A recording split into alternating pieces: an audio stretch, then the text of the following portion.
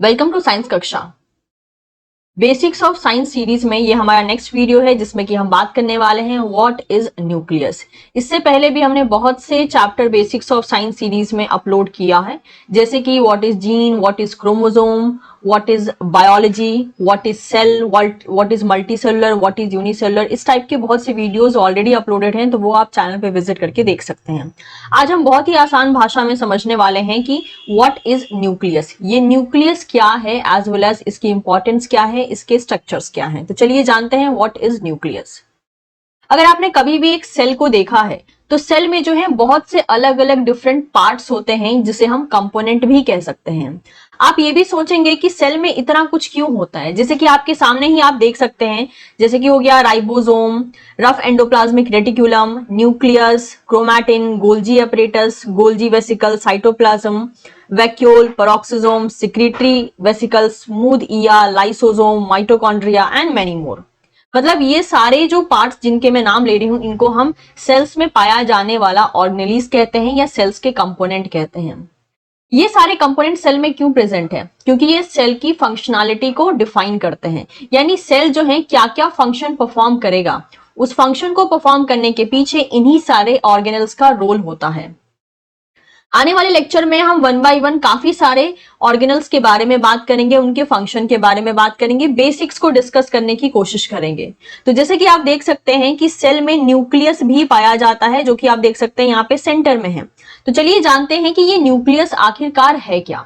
जैसे कि आप देख सकते हैं, अगर मैं सेल के स्ट्रक्चर को लेती हूं तो बहुत सारे सेल में ऑर्गेनेलिज प्रेजेंट होते हैं जिनको कि यहाँ पर इनलिस्ट किया गया है, जिसके नाम अभी जस्ट मैंने आपको बताए।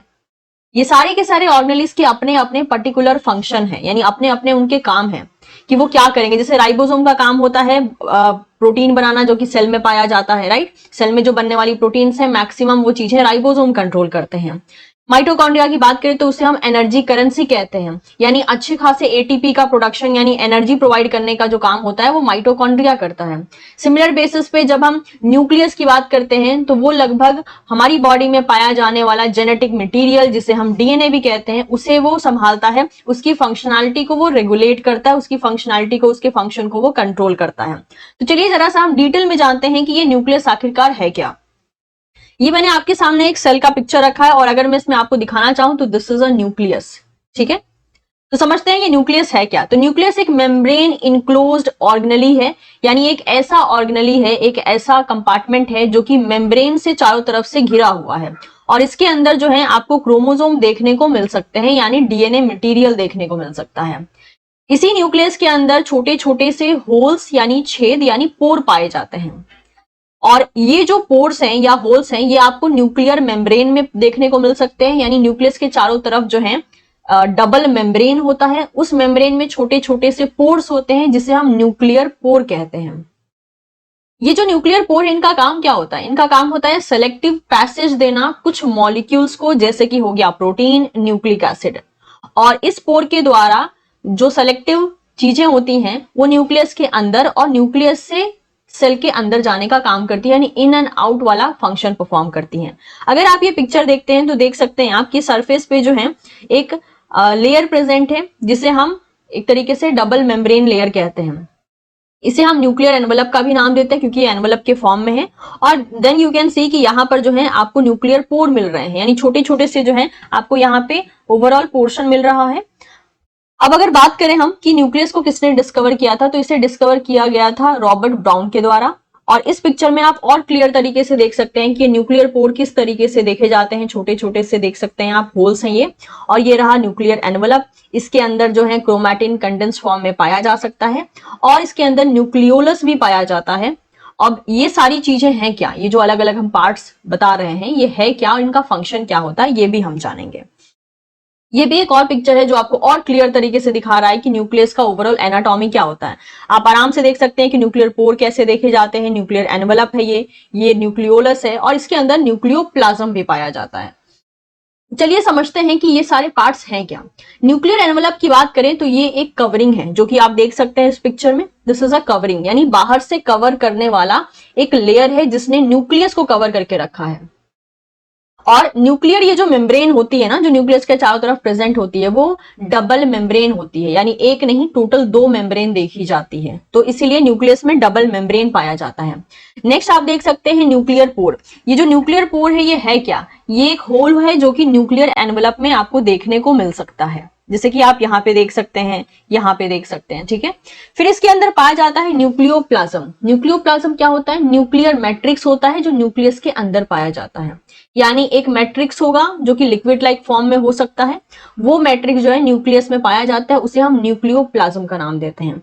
और आप यहाँ बीच में यहाँ पे देख सकते हैं न्यूक्लियोलस। न्यूक्लियोलस क्या है, न्यूक्लियोलस एक non membrane bound nuclear organelle है, यानी न्यूक्लियस में पाया जाने वाला एक और न्यूक्लियर ऑर्गेनेली है जिसका मेन काम होता है आरएनए यानी राइबोसोमल आरएनए का फॉर्मेशन करना। इसीलिए न्यूक्लियोलस को हम राइबोसोम प्रोडक्शन फैक्टर या राइबोसोम प्रोडक्शन फैक्ट्री के नाम से भी जानते हैं। तो ये थे कंपोनेंट ऑफ न्यूक्लियस कि न्यूक्लियस में क्या क्या कंपोनेंट पाए जाते हैं और उनके फंक्शंस क्या हैं। अब अगर हम बात करें कि ये न्यूक्लियस इतना इंपॉर्टेंट क्यों है, ये सेल में क्या फंक्शन करता है, तो न्यूक्लियस को हम हाउसिंग द सेल्स जीनोम के नाम से भी जानते हैं कि ये जो है एक्चुअल में सेल के जीनोम का घर है, क्योंकि सेल के अंदर जो जीनोम पाया जाता है ना, वो जीनोम एक्चुअल में न्यूक्लियस के अंदर होता है। तो जीनोम के लिए न्यूक्लियस एक घर की तरह काम करता है।